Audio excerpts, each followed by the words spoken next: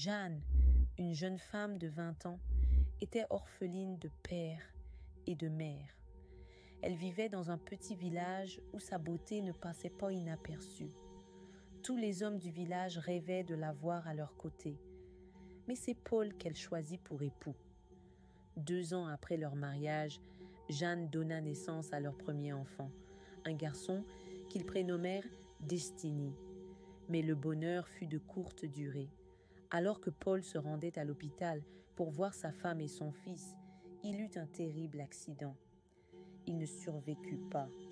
Dès lors, Jeanne dut se battre seule pour élever son enfant. Elle travailla sans relâche dans les champs, vendant ses récoltes chaque mois pour subvenir aux besoins de son petit prince. Malgré les difficultés, elle tint bon, animée par l'amour qu'elle portait à son fils. Destiny grandit en garçon intelligent et studieux. À force de persévérance, il décrocha son baccalauréat. Un soir, après le repas, sa mère lui prit les mains et lui dit d'une voix douce : « Mon fils, tu es trop brillant pour rester dans ce village. Fais tes affaires. Je t'enverrai en ville chez une connaissance. Là-bas, tu pourras continuer tes études. » Destiny sentit son cœur se serrer. Il ne voulait pas laisser sa mère seule, mais il comprenait que c'était pour son bien. Alors, il accepta. En ville, il fut inscrit dans une université publique, mais loin de sa mère et de son village, il se sentit perdu. Timide et réservé, il finit par se lier à un groupe de garçons influents et riches. Rapidement, il découvrit que ces jeunes hommes appartenaient à une société secrète, une loge mystérieuse où le pouvoir et l'argent coulaient à flot. Fasciné par leur train de vie, Destiny se laissa tenter. Il pensait pouvoir enfin sortir sa mère de la misère.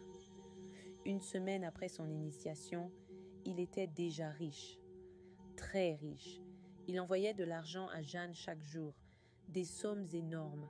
Elle, fière et rassurée, croyait que son fils avait trouvé un bon travail. Avec sa nouvelle fortune, Destiny s'offrit un appartement luxueux, des voitures et un style de vie dont il n'aurait jamais osé rêver. Mais tout avait un prix. Un soir, ses amis de la loge le convoquèrent. L'un d'eux lui posa une main sur l'épaule et lui dit d'un ton grave : « Il est temps, Destiny, tu dois faire ton sacrifice. » Il fronça les sourcils. « Quel sacrifice ?» Un silence pesant s'installa. Puis, la vérité tomba comme un coup près. « Ta mère !» Le sol sembla se dérober sous ses pieds. Destiny recula, secouant la tête. C'était impossible, inenvisageable. « Je ne peux pas faire ça. Si tu refuses, dans 20 minutes, tu deviendras fou, » lui asséna leur chef. Le compte à rebours était lancé. Les minutes s'égrenaient, implacables. Destiny se rongeait les sangs, luttant contre l'angoisse. Puis, la 20e minute arriva. Soudain, un hurlement déchira la nuit. Quelque chose venait de se briser en lui.